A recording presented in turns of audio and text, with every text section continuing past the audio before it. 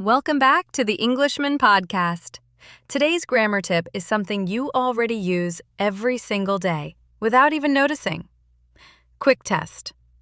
If water reaches 100 degrees, what happens? Exactly. It boils. And that simple truth is the perfect example of a zero conditional.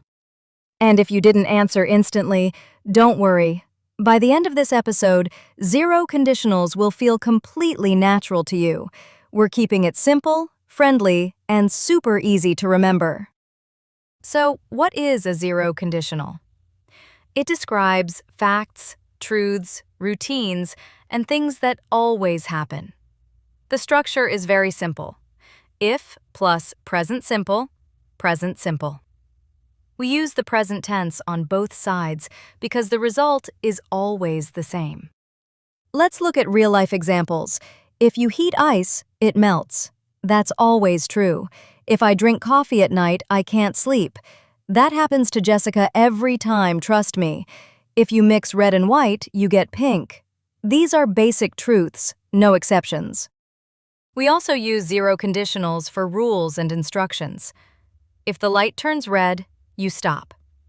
If the teacher asks a question, the students raise their hands. These aren't predictions, they're general truths. And here are more everyday examples you can use immediately. If it rains, the streets get wet. If you don't water plants, they die. If my phone battery drops to 0, it switches off. If you press this button, the machine starts. All simple present tense because the results are always the same. Now here's a common mistake. Many learners add will. For example, if you heat ice, it will melt. But that's wrong in zero conditionals.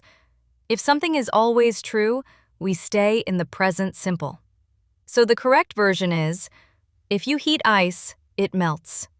No will in zero commandals. Let's check your understanding with a quick test. If you freeze water, it becomes ice. If you don't eat breakfast, you feel tired. If you touch fire, you burn yourself. If you study a little every day, your English improves. See? You're already speaking naturally. Let's put zero conditionals into everyday conversations. Why do you always carry water? If I don't drink enough, I get headaches. Or this one. Why do you leave early? If I take the late bus, I arrive late. And of course, if you exercise regularly, you stay healthy. So remember, zero conditionals are for facts, truths, habits, routines, and rules. The structure is always if plus present simple, present simple. No will, no guessing, just things that happen every time. And here's the best zero conditional of all.